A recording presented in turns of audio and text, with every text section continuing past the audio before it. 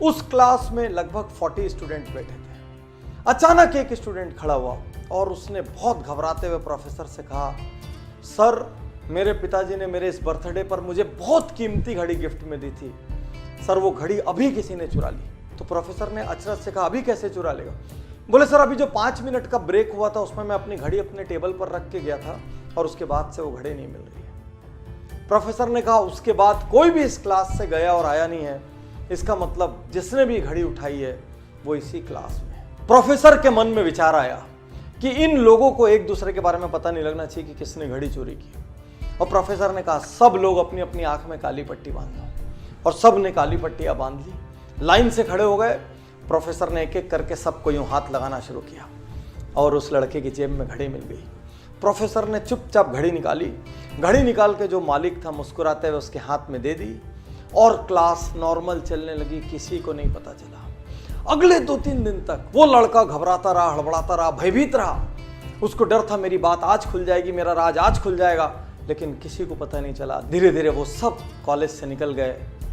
बहुत साल बाद अब वो लड़का जिसने चोरी की थी वो अब एक बड़ा इंडस्ट्रियलिस्ट हो चुका था। कॉलेज का रीयूनियन का फंक्शन था, वो उस फंक्शन में आता है, वो अब एक सेलिब्रिटी सा है। वो उस फंक्शन में आया और उसने अपने प्रोफेसर के पास जाके उसके पैर छुए। अब प्रोफेसर से कहा, सर मैं आज आपसे एक बात कहना चाहता हूँ। प्रोफेसर ने कहा, बोलो।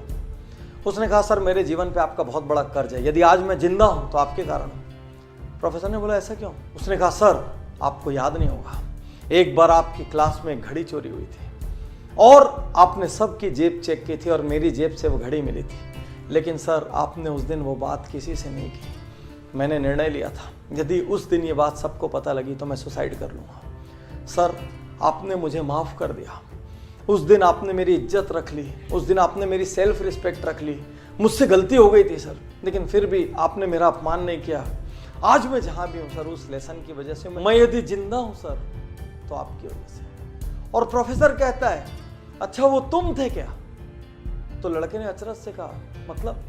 बोले, उस दिन मैंने तुम सबकी आंखें तो बंद कराई थी, लेकिन साथ साथ मैंने अपनी आंखों में भी पट्टी लगा ली थी ताकि मुझे भी नहीं पता चले मेरे कौन से स्टूडेंट ने ये काम किया है। मैं नहीं चाहता था मेरे अपने किसी स्टूडेंट की वैल्यू मेरी नज़रों में हल्की हो या मैं किसी के साथ दुर्व्यवहार करूं। ये सुनते ही वो लड़का जो अब एक नामी इंडस्ट्रियलिस्ट था, उसकी आंखों में आंसू आ गया और वो प्रोफेसर के गले लग के 2 मिनट तक रोता रहा। यही तो अद्भुत महानता है, किसी की गलती पता चलते हुए भी माफ कर देना, किसी को इग्नोर कर देना, उसको उसकी सेल्फ रिस्पेक्ट बचाने का मौका दे देना, पता होते हुए भी कि ये कल्प्रिट है, उस वक्त जाने देना ताकि उसको सुधरने का अवसर मिल सके, अपना चेहरा ऊंचा करके चलने का अवसर मिल सके। आज के इस युग में जहां हर व्यक्ति किसी न किसी की गलती ढूंढ रहा है, परिवार में माँ बाप की गलती, भाई की गलती, जीवन साथी की गलती, ऑफिस में बॉस की गलती, कलीग्स की गलती, कुछ और नहीं हुआ तो देश की गलती, समाज की गलती, राजनीति की गलती, सरकार की गलती, सबकी गलती ढूंढ रहे हैं।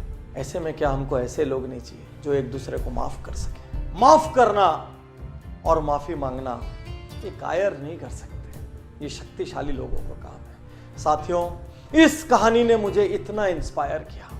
एक प्रोफेसर जो ये नहीं चाहता कि उसका स्टूडेंट उसकी नजरों से गिरे, जो ये नहीं चाहता कि उसका स्टूडेंट किसी और की भी नजरों से गिरे। क्या ऐसे लोगों की समाज को जरूरत नहीं है, जहां पर हम लोगों की गलतियां होने के बावजूद उनको इंसान मान के, उनको मिट्टी का पुतला मान के उनको माफ कर सके।